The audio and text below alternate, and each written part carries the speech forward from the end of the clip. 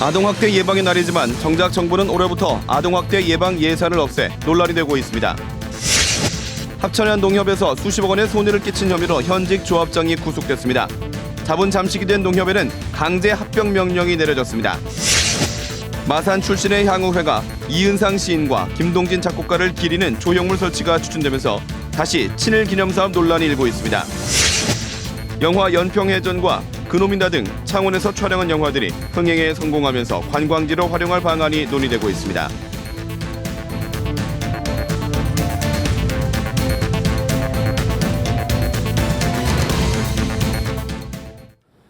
안녕하십니까. 이어서 경남 소식입니다. 오늘 아동학대 예방의 날을 맞아 경남 시민들이 거리 캠페인을 펼치며 아동학대 예방과 신고를 독려했습니다. 하지만 정작 정부는 올해부터 아동학대 예방 예산을 없애기로 했습니다. 아동학대 예방 활동이 기로에 놓였습니다. 차주아 기자의 보도입니다. 하겠습니다. 자, 아동학대를! 아동학대 신고잖아! 시민 200여 명이 노랑 풍선과 현수막을 들고 행진합니다. 아동학대 예방의 날을 맞아 캠페인에 나선 겁니다. 시민들은 아동학대 실태를 담은 영상을 보고 아동학대 심각성을 깨닫습니다. 아동학대 이런 게 많이 일어날 수 있을까 생각을 못했는데 오늘 보니까 너무 심하고 많이 알리고 그래야 되겠다는 생각이 많이 들었어요. 아동학대는 지난해 10,000건을 넘는 등 해마다 늘고 있고 가해자 10명 가운데 8명이 부모일 정도로 대부분 가정에서 일어나면서 쉽게 드러나지 않고 있습니다. 게다가 아동도 가해자도 아동학대 인식이 부족한 경우가 많아 예방 사업이 필요하지만 정작 사업 예산은 올해부터 막혔습니다. 정부가 지역 아동보호 전문기관은 아동학대 사건 처리에 집중해야 한다며 예방 사업비를 끄는 겁니다. 그러다 보니 올해 경남 지역의 아동학대 예방 사업비는 예년의 4분의 1로 줄었습니다. 교육과 캠페인과 고위험 모두가 다 중단이 되었습니다. 신고를 어디다 해야 될지, 그다음에 학대가 일어나면 본인이 어떻게 해야 될지를 전혀 모르는 아이들이 많거든요. 그래서 일어날 수 있는 걸 사전에 예방을 할 수 있기 때문에 반드시 중요한 거라고. 아동학대는 갈수록 늘어나고 있지만 정부의 대응은 근본적인 예방보다 뒤처리에만 급급합니다. KBS 뉴스 차주아입니다. 합천의 한 작은 농협에서 수십억 원의 손해를 끼친 혐의로 현직 조합장이 구속됐습니다. 자본 잠식이 된 농협에는 강제 합병 명령이 내려졌는데요. 이런 경우는 경남에서 처음입니다. 보도에 손원혁 기자입니다. 조합장 사퇴, 손해배상, 조합원 1,200명의 이 작은 농협에 무슨 일이 일어난 걸까?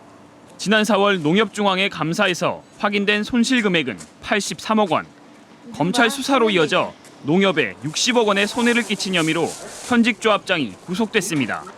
2013년 7월부터 지난해 11월까지 함께 구속된 유통업자에게 담보 등 회수 대비도 없이 쌀을 외상으로 줘 돈은 받지 못했습니다.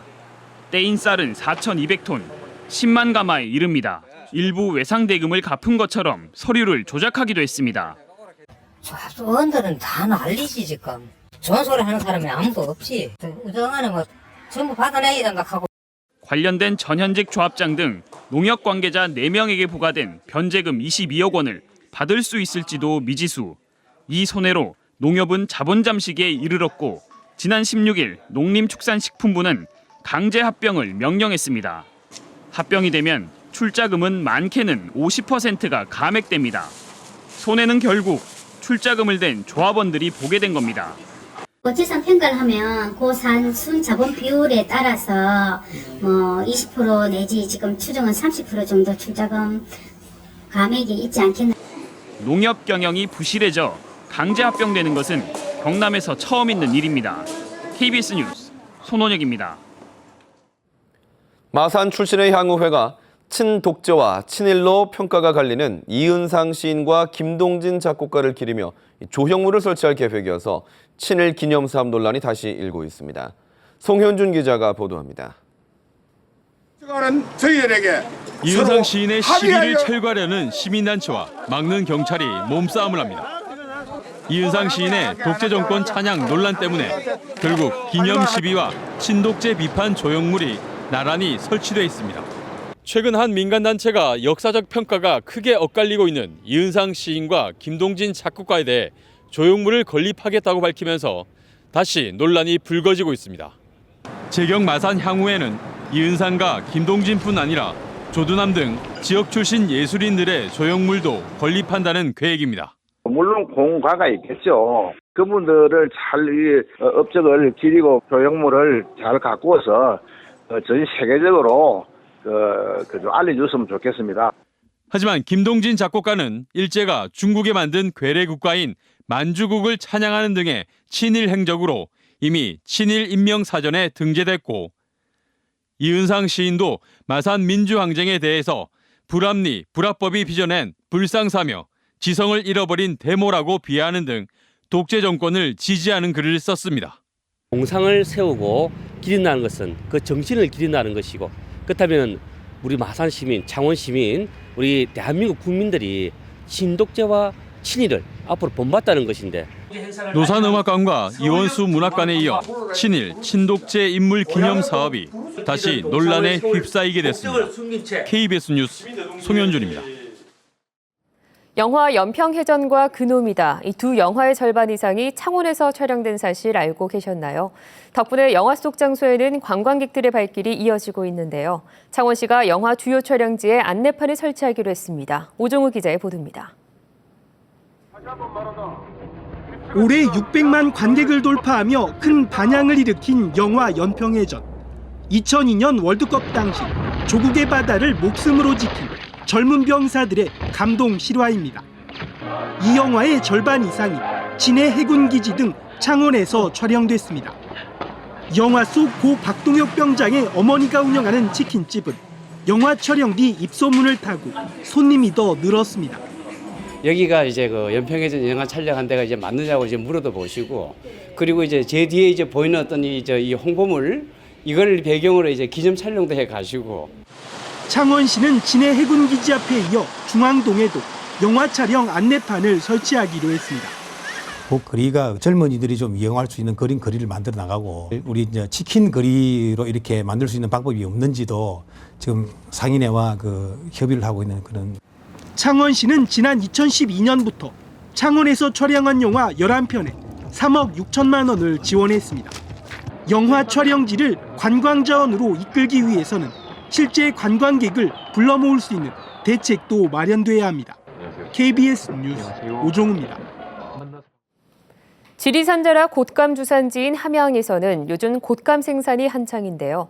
올해 감농사는 풍년이었지만 예년보다 습하고 따뜻한 날씨 때문에 곶감의 품질 저하가 우려됩니다. 보도에 송금한 기자입니다. 해발 400m 지리산 자락에 대봉감이 탐스럽게 열렸습니다. 올해는 여름철 비가 적게 내려 당도가 높고 육질이 단단하게 여물었습니다. 올해는 지난해에 비해서 감농사가 전국적으로 풍년인데 장마가 없어서 일조량이 많은 관계로 감의 육질은 탄탄하고, 큼직한 대봉감을 건조하는 것이 특징인 함양 곶감은 60여일 동안 마르고 얼기를 반복해야 단맛이 강해지고 상품성이 높아집니다. 하지만 최근 이상고온 현상으로 비상이 걸렸습니다. 이번 달 평균 기온은 11.7도, 밤에 영하로 떨어지고 낮에는 5도 안팎까지 오르던 기온이 올해는 예년보다 7도가량 높아졌습니다. 잦은 비와 흐린 날씨 때문에 곶감이 짓무르고 곰팡이가 생기는 곳도 있습니다.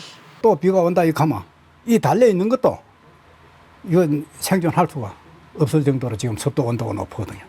함양군은 예산 1억 5천만 원을 긴급 투입해 곶감 농가의 제습기와 온풍기 등을 지원하기로 했습니다.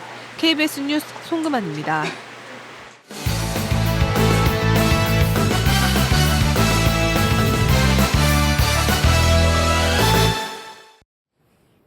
주요 단신입니다.